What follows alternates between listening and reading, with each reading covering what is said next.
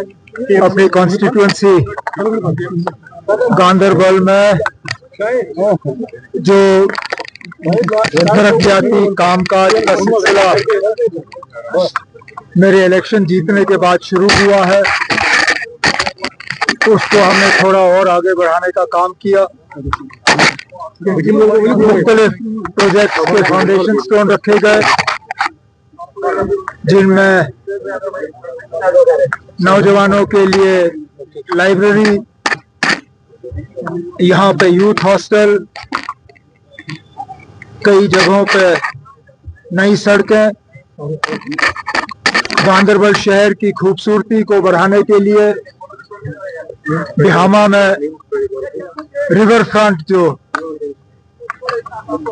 उसको एक tourist attraction बनाने के लिए उसके पहले फेज का फाउंडेशन स्टोन रखा गया, जिससे कि मुझे लगता है गांदरबल शहर को उसका फायदा होगा। उसके साथ साथ गांदरबल डिस्ट्रिक्ट अस्पताल में कुछ नए मशीन, जिनसे यहाँ मरीजों को इलाज हासिल करने में मदद मिलेगी। दो ऐसे मशीन जहाँ प्राइवेट सेक्टर में 3-4 हजार रुपए देने होते हैं टेस्ट के लिए, आज इन मशीनों के जरिए वही टेस्ट हम 500, 700, 800 रुपए में करेंगे। कोशिश की जा रही है कि गांदरबल को सही माने में उसको डेवलप किया जाए, और सिलसिला पहले ही शुरू हुआ है।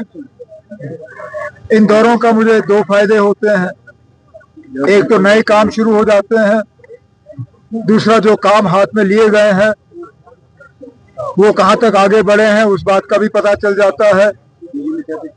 एक दो काम ऐसे हाथ में लिए गए हैं जिनको और थोड़ा सा एक धक्का मारने की जरूरत है ताकि वो जल्दी से मुकम्मल हो।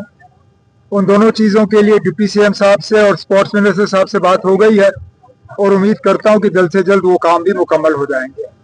उमर सर, जो महबूबा मुफ्ती है, हाल ही में उन्होंने गांदरबल में पब्लिक कन्वेंशन में इल्जाम लगाया कि जो यहाँ पर सरकार है वो बैकडोर अपॉइंटमेंट्स कर रही है यहाँ पे। उसके साथ साथ एक जगह बताए कहाँ बैकडोर अपॉइंटमेंट हुआ है, एक नाम लेके बताएं। वो कहते हैं कि आउटसोर्स बैकडोर नहीं होता है।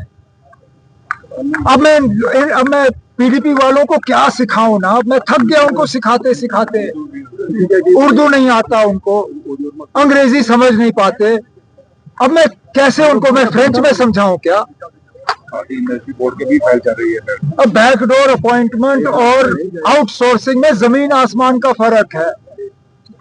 हम नौकरियां भी लगा रहे हैं, जहां स्कीम के तहत हमें आउटसोर्सिंग करनी पड़ती है, हम आउटसोर्सिंग कर रहे हैं, लेकिन आउटसोर्सिंग बैकडोर अपॉइंटमेंट नहीं है।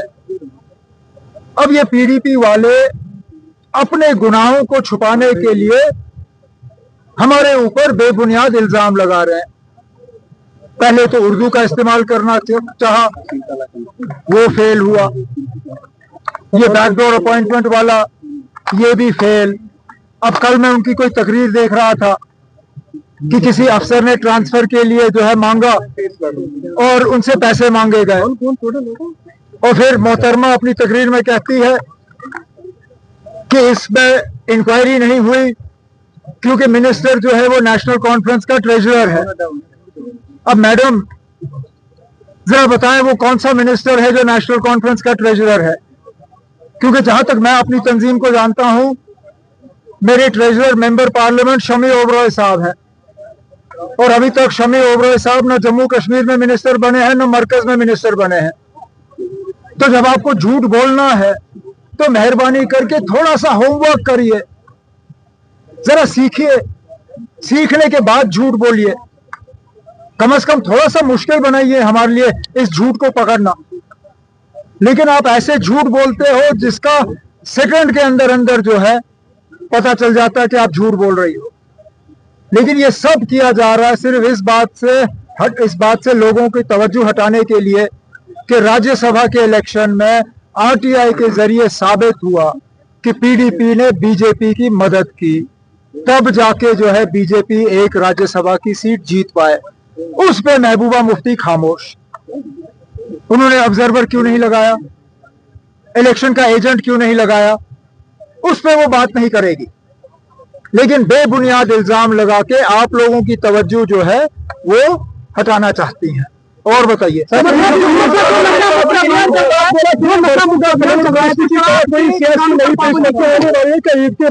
क्या बड़गाम में आपने बोला कि किलोमीटर बरस की तरह जो, तो मैंने बड़गाम में नहीं बोला, मैंने टंगमर्ग में बोला। टंगमर्ग में सॉरी। और आप अब क्राउड बर्स्ट होने दीजिए ना, आप लोगों को इतनी बेसब्री क्यों?